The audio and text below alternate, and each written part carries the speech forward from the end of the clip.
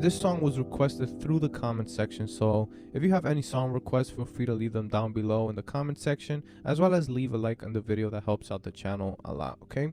So this song follows that circle of fourths in that it uses a progression that basically goes from the chord that we're currently in to its fourth. And this is a common progression in gospel and jazz and that genre, okay?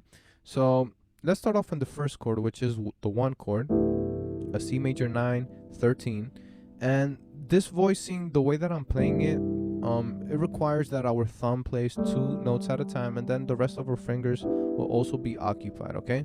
So the left hand plays a C in open voicing, then G and A with the thumb, B with the index, D with the middle, E with the ring finger, and G with the pinky, okay? So this is the first chord, very full.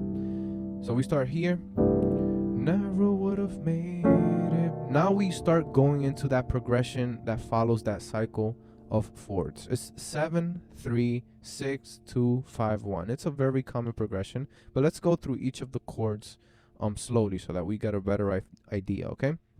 So for this 7 chord, what I'm playing is a B7 sharp 9 flat 5, but that may be difficult to memorize. So what I do is I'm playing B with the major 3rd, and then I simply play a minor 2. So in this case, the minor 2 of C major is D minor. So I play like that, okay? And I include this grace note only to give it a different touch. Now the next chord, like I said, is the cycle of fourths, would be the 4th of B, which is E, right? Or, right, if we stay diatonic. So we play an E7. So if we try to follow the melody of the song, we would go like that. Now we're going to use a passing chord still within this E7, and it's an A flat diminished 7, right? If we include the E, it's an E7 flat 9, but we're doing rootless in this case as a passing chord. Then we play D with our pinky, and we land on A minor 7, okay? And all together sounds like that. Never would have made it. All right, now following this cycle of fourths, the next chord is a D, okay? So in here, let's include one of the movements that we hear in the original song, and let's play it like this. Right, that you can hear that in the original record, and it's basically playing a D9 but rootless without D as the root note, okay? And this is the movement. We start from E, we go up chromatically to F sharp, and then we play B minor, F sharp, B minor, B flat minor, and then A minor, all while holding this F sharp, okay? So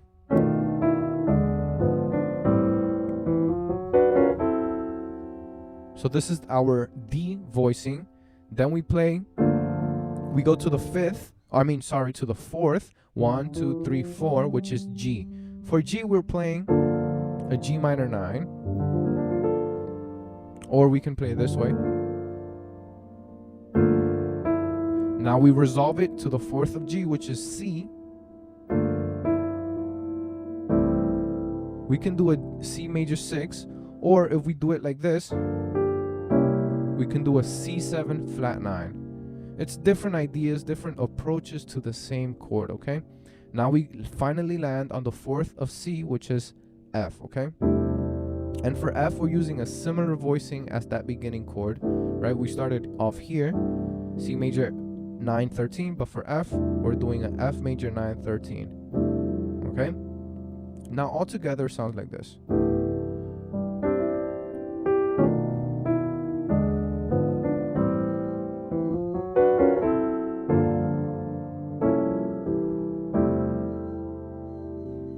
Alright, so that's that first section of the song. Now from the 4, which is F, we go down to the 3. So, without you, I would have lost it all. We go into a E minor 7, then a A minor 7, but now I see. So D minor 7, C major over E, how you were there. F major, and then we do this movement to get back to the 1. We do this. Right, so what I did here was start from an F major, rootless, then a G major, rootless, and then we play an F major 7. So we do, and with the A as the bass, then a G major over B, and finally back to that C major, okay?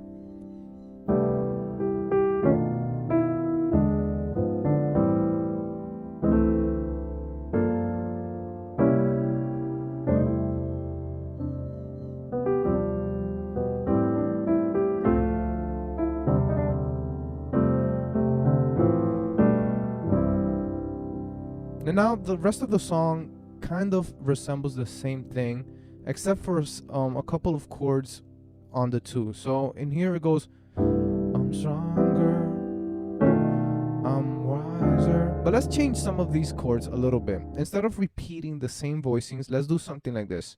Let's start off on the 1, I'm stronger. And then for the 3, instead of going to E7, let's do this voicing. We go, right? So here I'm playing an E7 altered, okay? And what I do to approach this chord is I play a C major, and then I land on a B flat. And once I land on the B flat, I will also be playing an E major 7, or an E7, okay? On the left hand.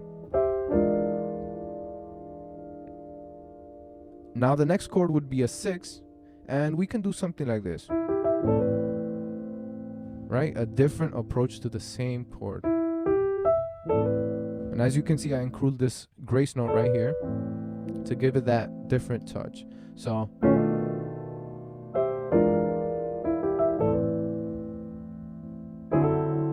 now for the 2, instead of doing this movement from before, let's play this chord, a D9. An easy way to memorize this chord is we're playing a D with the 3rd and the dominant 7, and then we play an A minor.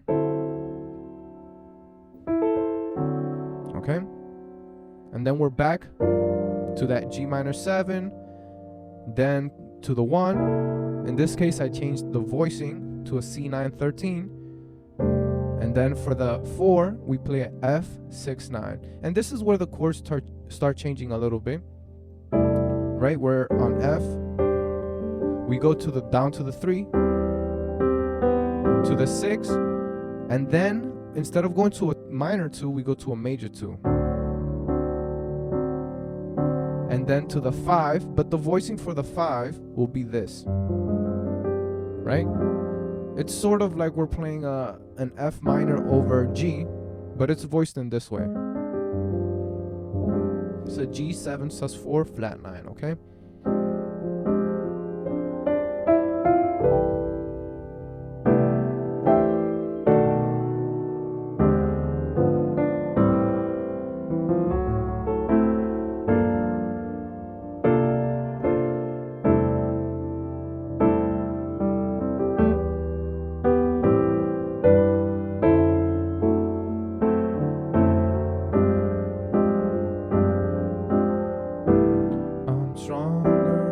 So this is a different